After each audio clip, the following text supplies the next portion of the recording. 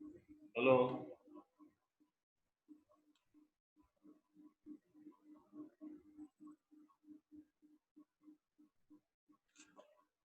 Hello.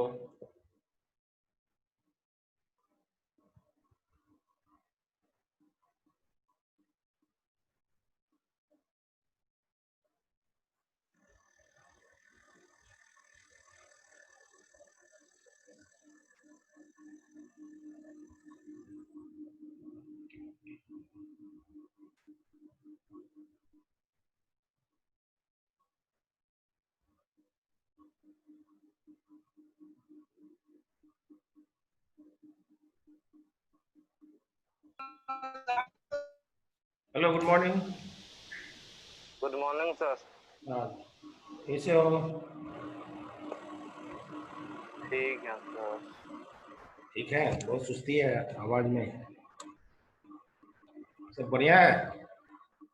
हाँ sir ठीक है। ओके, चलो लेट अस स्टार्ट। आज हम लोग पढ़ेंगे प्रोबेबिलिटी, बेसिक कंसेप्ट। प्रोबेबिलिटी आप लोगों का सेमेस्टर 2 में CC9 में है, ठीक है।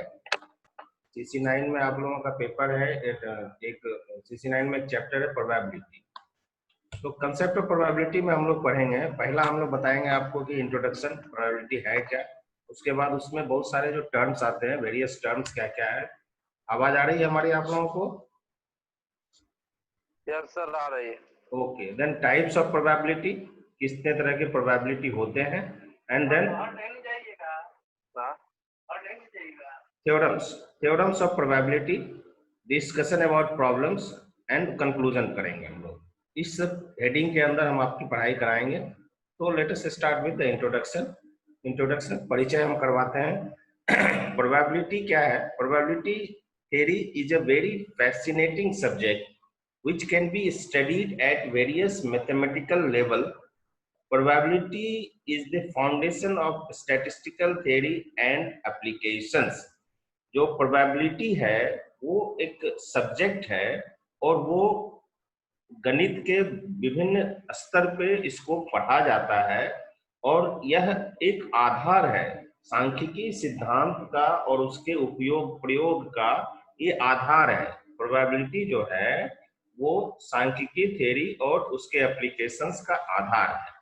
अब आगे है कि several mathematicians like Pascal's, James Bernoulli, De Moivre, Bayes applied the theory of permutation and combination to quantify or calculate probability.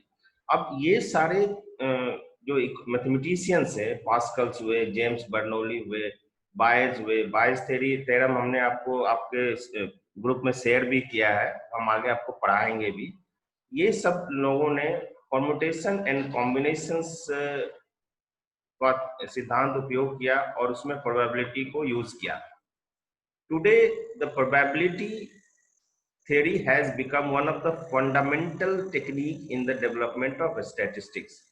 अभी क्या हो गया है, प्रोबेबिलिटी बहुत ही मतलब इंपॉर्टेंट चीज हो गया है, बहुत ही फंडामेंटल रिक्वायरमेंट हो गया है। बेसिक रिक्वायरमेंट जिसको कहते हैं ना, उसको फंडामेंटल रिक्वायरमेंट कहते हैं, या फंडामेंटल टेक्निक। जो बुनियादी जरूरतें हमारी होती है वो बुनियादी तकनीक के रूप में डेवलप हुआ है।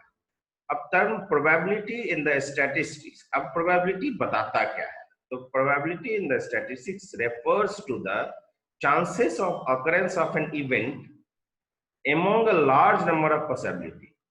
कोई भी एक घटना है जिसके बहुत सारे इवेंट होने के चांसेस हो सकते हैं, उसमें एक पर्टिकुलर इवेंट क्या होगा, इसकी कितनी संभावना है, ये जो है वो प्रोबेबिलिटी बताता है। प्रोबेबिलिटी का संदर्भ इसी चीज से है कि क्या संभावना है, क्या चांस है, किसका ऑकरेंस ऑफ इवेंट, कोई एक घटना होने का जो जिसके बहुत सारे घटना होने की संभावना है। ठीक है।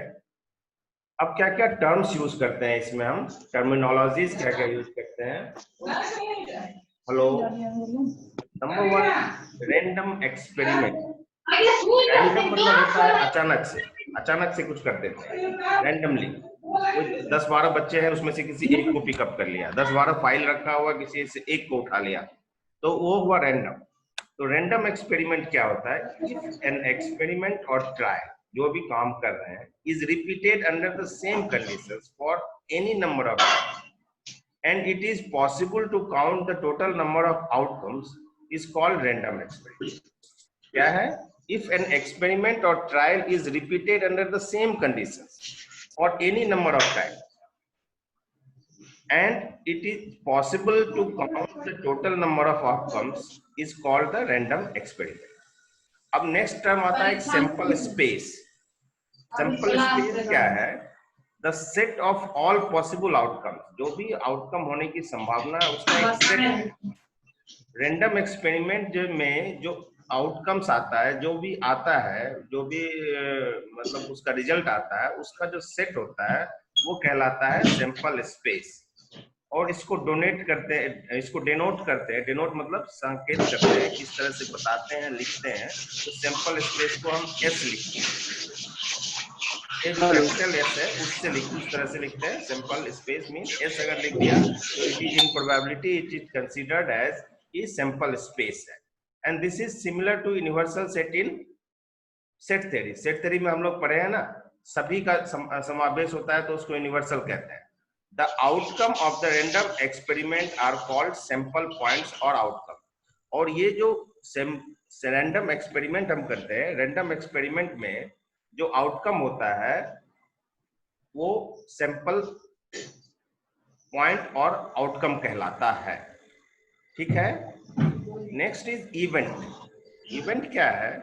An event is an outcome of a trial meeting, a specified set of conditions. Other words, event is subset of the sample space. अब एक बहुत सारी घटना होने वाली है, उसको हम एक स्पेस बता दिए, सैंपल स्पेस बोले. उसमें से कोई एक चीज निकाला, दो चीज निकाला, वो कहलाया आपका इवेंट. ठीक है, घटना कहलाया. Event are usually denoted by capital letters. और there are different. हम लोग normally event को probability में E, capital E से denote करते हैं. ठीक है. And there are different types of events. Events जो होते हैं, अब इसके कई प्रकार हैं. पहला है null और impossible event. Null event और impossible event. Null or impossible event is an event which contains no outcomes. एक इवेंट का सेट है जिसमें कोई घटना नहीं होती है, कोई आउटकम्स नहीं है, तो वो नल कहलाएगा या इम्पॉसिबल कहलाएगा. एलिमेंट्री इवेंट्स वो कहलाता है जिसमें केवल एक आउटकम होता है. Elementary event is an event which contains only one outcomes. Then composite event. Composite event is an event which contains two or more outcomes. Composite event होता है जिसमें दो या दो से अधिक आउटकम्स होते हैं.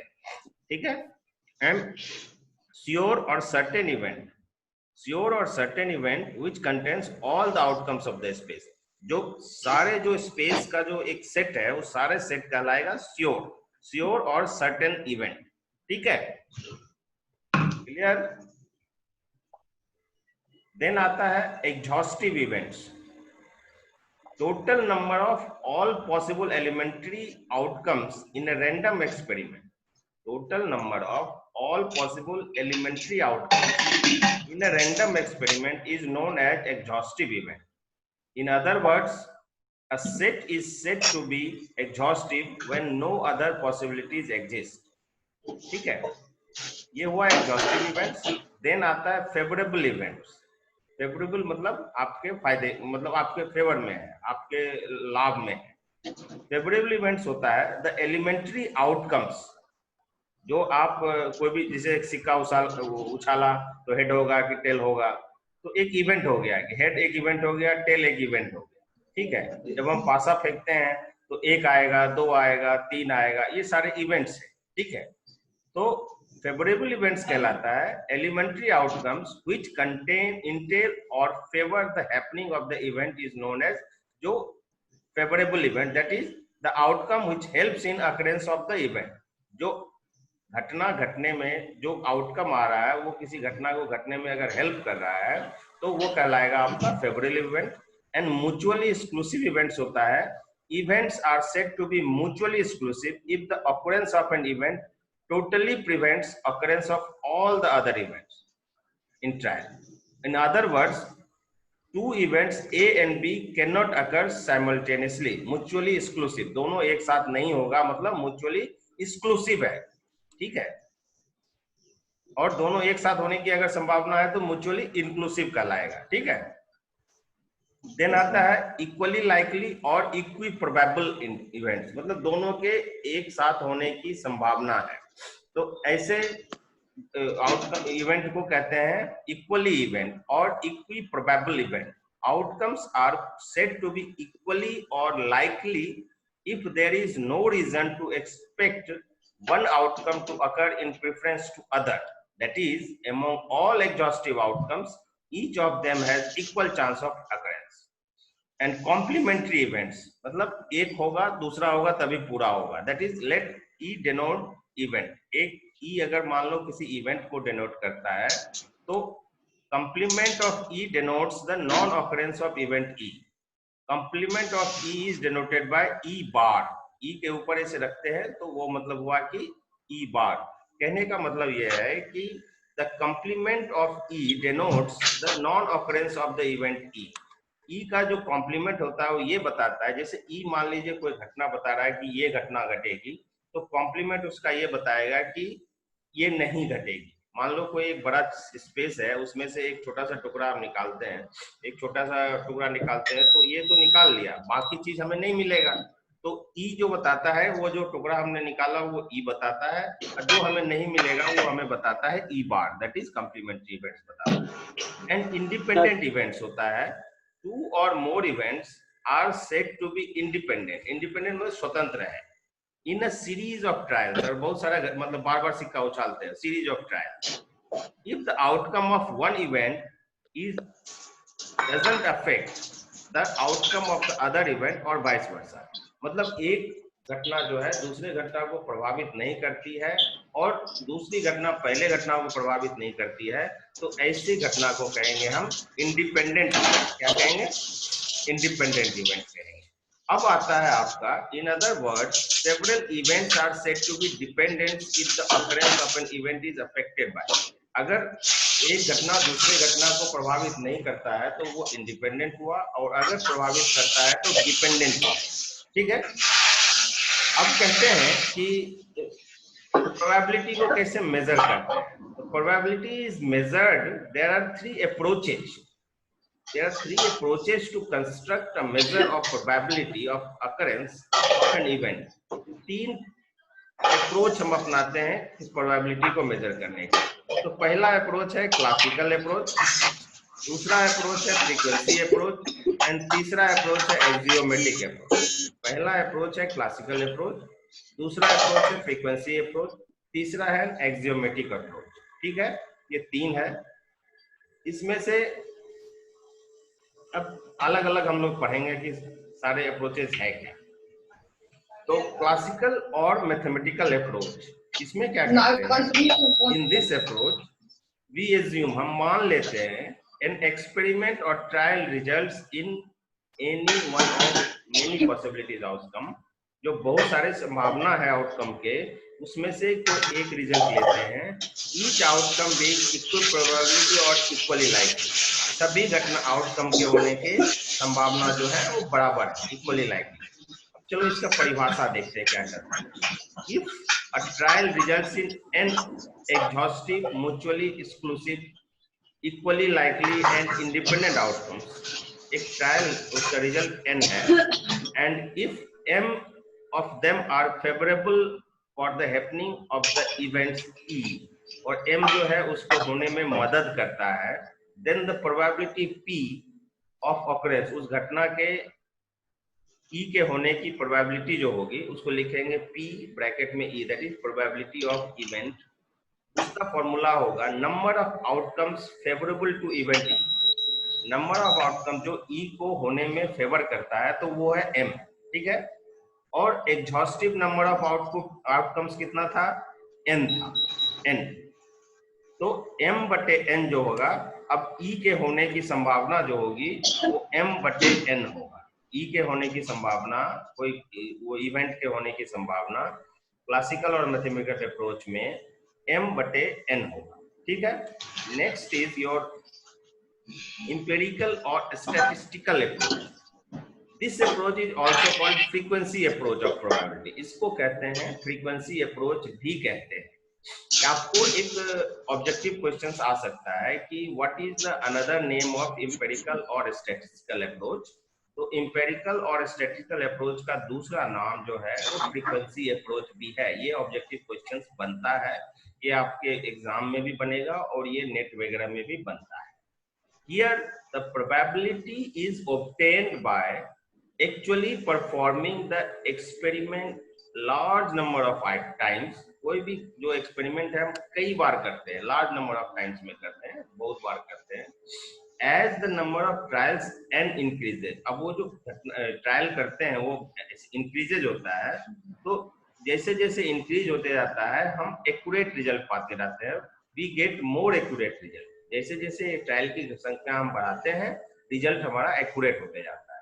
तो ये हुआ स्टैटिस्टिकल और एम्पिरिकल अप्रोच, और इसकी परिभाषा है कंसीडर अ रैंडम एक्सपेरिमेंट। एक एक्सपेरिमेंट, अचानक से एक एक्सपेरिमेंट करते हैं which is repeated large number of time, जिसको हम कई बार करते हैं और एक खास कंडीशन, समान कंडीशंस के अंदर करते हैं, समांगी कंडीशन के अंदर करते हैं।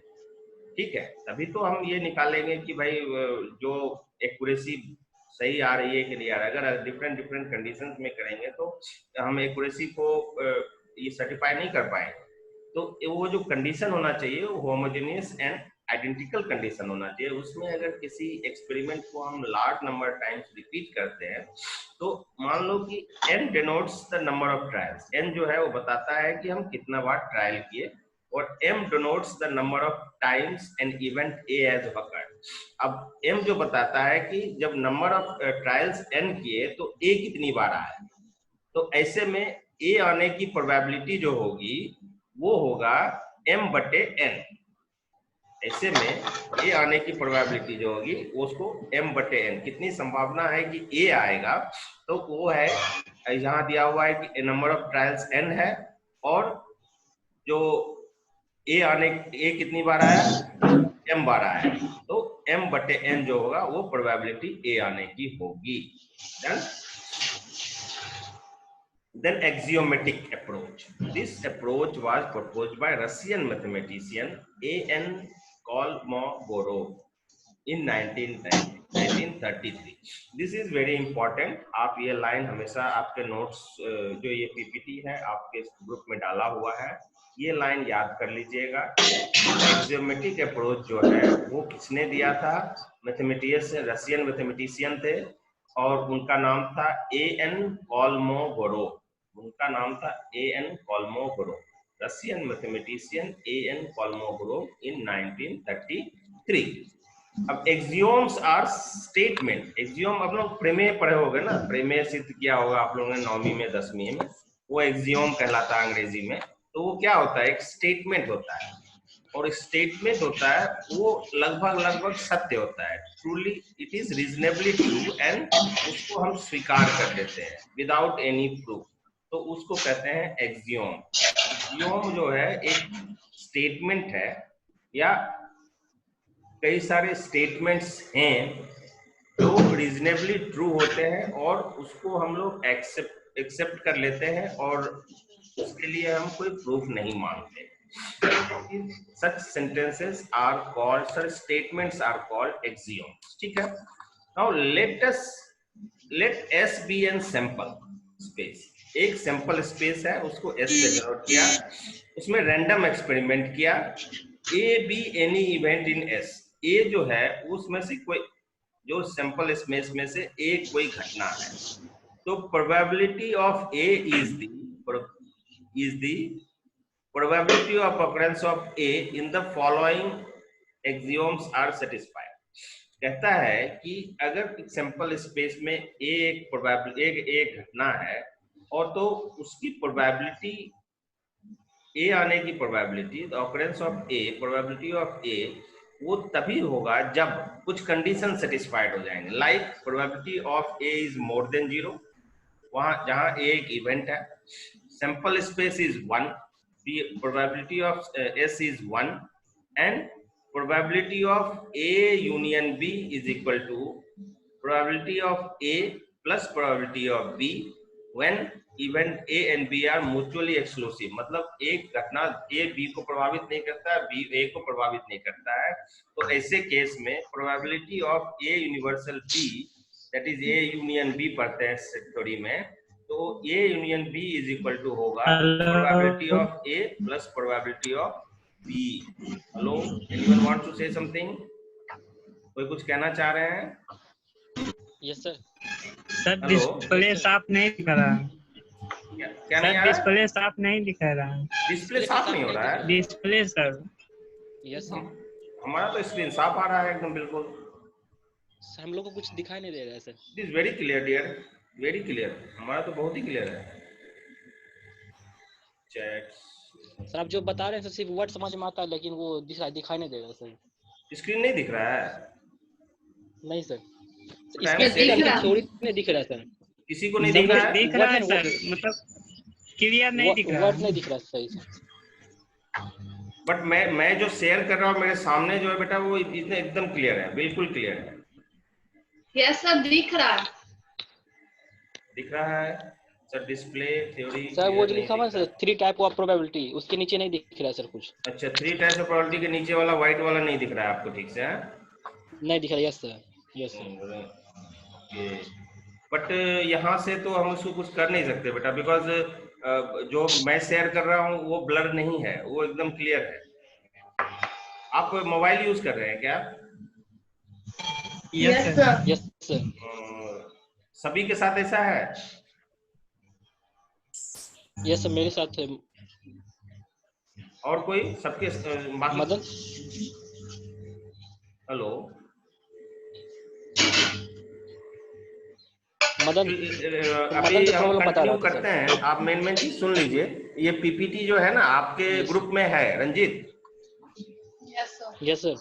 ये exactly the same PPT is in your group. अभी हमने ग्रुप में शेयर किया हुआ है इसको, तो अभी मैं बोल रहा हूँ उसको समझ लीजिए, एंड हम देखते हैं कि क्या रीजन हो सकता है इसका, और आगे से हम इसको देखेंगे कि तरीका होगा शेयर करने का, तो दैट क्लैरिटी बेहतर हो। तो 3-4 स्लाइड और है, उसके बाद हम लोग आपको ना नेक्स्ट में कुछ मैथमेटिक्स इसका कराएंगे। प्रोबेबिलिटी हम पूरा 1 वीक चलाएंगे, अभी बहुत सारा चीज है उसमें, यही छूट भी गया था पिछली बार, और लकीली आप लोगों को टाइम मिल गया है। नाउ ओके, तो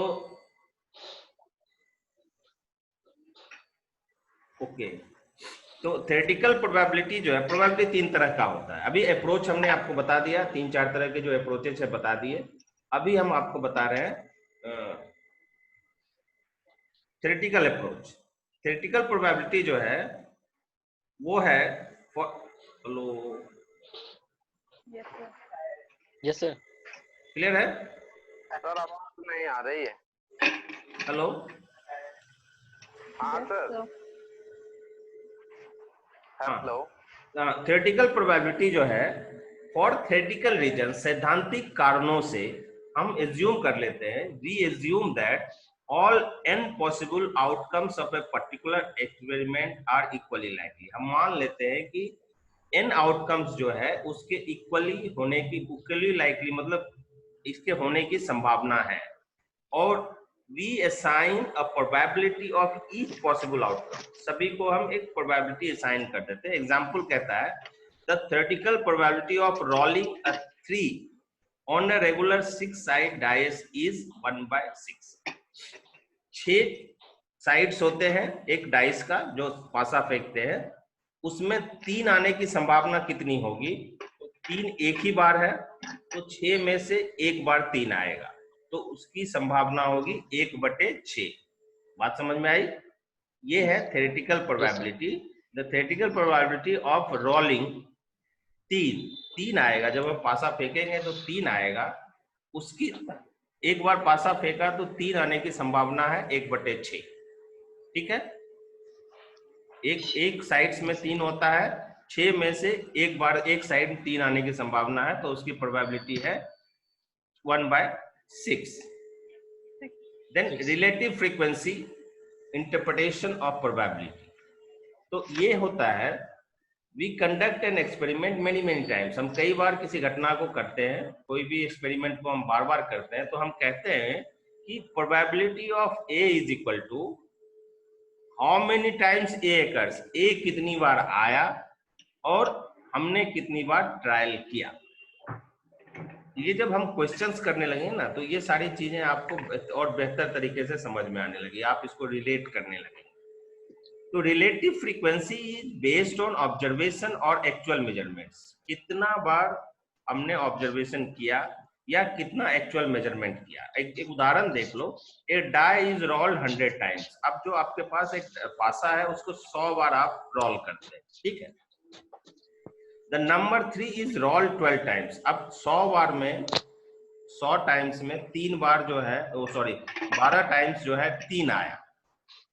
तो अब 3 आने की फ्रीक्वेंसी कितनी है, ये हमें अगर निकालना पड़ेगा कि 3 आने की फ्रीक्वेंसी कितनी है, तो ये होगा how many times A occurs, मतलब 3 कितनी बार आया, 12 बार, और टोटल ट्रायल हमने कितने किया, 100 किया। तो 12/100 जो है वो फ्रीक्वेंसी है 3 आने की। अगर क्वेश्चन कहता है कि एक डाई है उसको हम 100 बार रोल करते हैं और 12 बार अगर 3 आया तो 3 आने की फ्रीक्वेंसी क्या है, तो 3 आने की फ्रीक्वेंसी जो होगी वो, या 3 आने की संभावना जो होगी, हम अगर हमको निकालना है कि इसकी 3 आने की संभावना क्या है 100 बार में, तो वो निकलेगा 12 बार 3 आया और टोटल कितना है 100। तो 12/100 जो है वो आएगा प्रोबेबिलिटी ऑफ रोलिंग 3, ठीक है। देन पर्सनल और सब्जेक्टिव प्रोबेबिलिटी, ये होता है there are values between 0 and 1 or 0 and 100% assigned by individual based on how likely they think events are to occur। जैसे उदाहरण ले लो कि probability of my being asked on a date of this weekend is 10%। मतलब मैं बता रहा हूँ, बोलते ना कि इसकी संभावना 10% है, ये घटना होने की संभावना, ये चांस, इसका होने का चांस 10% है, ये वो नहीं आएगा, 100% श्योर है वो नहीं आएगा, 20% आने का चांस है, 80% नहीं आने का चांस है। इस तरह का जो वैल्यू असाइन कर देते हैं, या मार्क्स 0 to 5 है, आप स्केल 0 to 1 में, 0 to 5 में आप डिसाइड कीजिए कि कितना मार्क्स आप देते हैं। तो ये जो असाइन कर दिया जाता है उसको कहते हैं पर्सनल या सब्जेक्टिव प्रोबेबिलिटी। तो 3 तरह के प्रोबेबिलिटी कौन कौन से हो गए आपके, पहला हो गया थ्योरेटिकल प्रोबेबिलिटी, दूसरा हो गया रिलेटिव फ्रीक्वेंसी और इंटरप्रिटेशन ऑफ प्रोबेबिलिटी, एंड तीसरा हो गया personal of subjective probability. Now probability rules with examples, एक दो देखते हैं क्या नियम कानून कहता है इसका। तो प्रोबेबिलिटी रूल विद एग्जांपल्स कहता है कि the probability of an event is between 0 and 1, ठीक है। A probability of A is equivalent to 100% certainty। one जो कहता है कि 100% होगा ही होगा। And probabilities can be expressed at fractions। अगर ऐसा है, एक probability कोई घटना है, उसको जो है वो 0 to 1 के बीच में इवेंट होने की संभावना है, और एक अगर 100% है तो हम उसको लिखेंगे 0 is less than or equal to probability of A is less than or equal to 1, ठीक है। 0 जो है वो प्रोबेबिलिटी है, ये इस तरह से उसको मैथमेटिकली रिप्रेजेंट करेंगे, 0 is less than or equal to probability of A, मतलब या तो प्रोबेबिलिटी 0 के बराबर होगा या प्रोबेबिलिटी 1 से नीचे होगा। 0 to 1 के बीच का मतलब होगा कि 0 से ज्यादा और 1 से कम हो। बात समझ में, इसको इस तरह से रिप्रेजेंट करते हैं। उसके बाद कहते हैं the sum of probabilities of all possible outcomes is 1 or 100%। अगर 1 है और 100% है और A, B, C are the only possible, अब मान लो कि 3 ही घटना होती है, आउटकम्स कई सारे हैं, उसमें 3 ही आउटकम्स होने की संभावना है, केवल A और B और C। तो ऐसे में प्रोबेबिलिटी ऑफ A, यहाँ PR लिखा हुआ, you can write P also, कोई दिक्कत नहीं है। तो probability of A plus probability of B plus probability of C is equal to 1 हो जाएगा, ठीक है। अगर किसी आउटकम्स में एक ही 3 ही घटना होने की संभावना है तो तीनों का योग जो होगा 1 होगा, मतलब 100% होगा। कहता है आप लोग ये क्वेश्चन ना बैंक में, SSC में, कितने भी कॉम्पिटिटिव एग्जाम दोगे, प्रोबेबिलिटी से एक क्वेश्चन रहता ही रहता है। आपके एमए के एग्जाम में भी रहेगा, सीजीएल के एग्जाम में रहेगा, ये क्वेश्चन हमेशा रहेगा।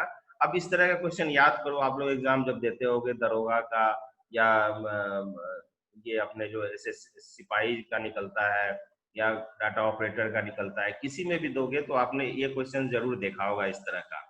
देखो, अ बैग कंटेन्स 5 रेड मार्बल्स, एक बैग है जिसमें 5 लाल कंचे, गोली खेलते हैं ना हम लोग, हेलो, यस सर।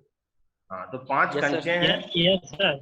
हाँ, ये क्वेश्चन आपको हमेशा आएगा, लाइफ टाइम आते रहेगा, इवन बीपीएससी वगैरह में भी आता है ये क्वेश्चन। और उसमें 3 ब्लू मार्बल है और 2 जो है ग्रीन मार्बल्स है।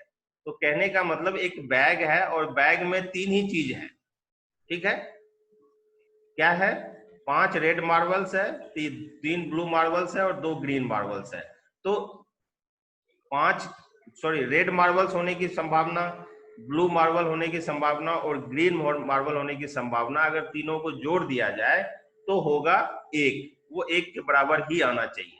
कहो कैसे, देखो 5 3 8 2 10, टोटल इवेंट कितने होंगे, टोटल स्पेस कितने होंगे, 10। अब 10 में हमने आपको बताया था कि टोटल 10 है और 5 रेड मार्बल्स है, मतलब 5 बार रेड आने की संभावना है। तो प्रोबेबिलिटी क्या हो जाएगी, 5/10। इस स्लाइड को देखो ध्यान से, 5/10। यस। अभी हम लोग जो पढ़े थे ये स्लाइड,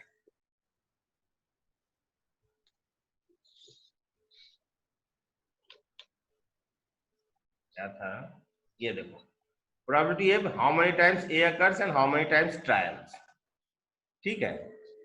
अब क्या हो गया, 5/10 इसकी संभावना हो गई, देन 3/10, 3 ही ब्लू है तो 3/10 इसकी संभावना ब्लू की हो गई, और 2 ग्रीन है तो 2/10 इसकी होगी। अब तीनों को जोड़ के देखो तो 1 आ जाएगा, वैल्यू 1 आ जाएगा, ठीक है। ये एक रूल है, अगर 3 ही घटना है या 4 घटना है तो उसका जोड़ जो होगा वो 100% के बराबर होना चाहिए, मतलब 1 के बराबर होना चाहिए। बात समझ में आई? अब कहता है एक और चीज ध्यान से, दोनों ये 3-4 रूल जो है ये बहुत इंपॉर्टेंट है। अब कहता है sum of the probability of an event occurring and it not occurring is, जो घटना घटी और वो जो नहीं घटी। मान लो एक रोटी से एक कोना निकाल दिया तो 3 कोना, एक कोना हमने ले लिया, 3 कोना हमने छोड़ दिया, ठीक है। तो एक कॉर्नर हमने लिया, 3 कॉर्नर बचा हुआ है, उन दोनों को जब जोड़ोगे तो 1 होना चाहिए, स्वाभाविक है 1 होगा, है कि नहीं। तो कोई भी घटना जो घटी और जो नहीं घटी, दोनों का जोड़ जो होना चाहिए वो 1 होना चाहिए, ठीक है। तो ये कहता है प्रोबेबिलिटी ऑफ ए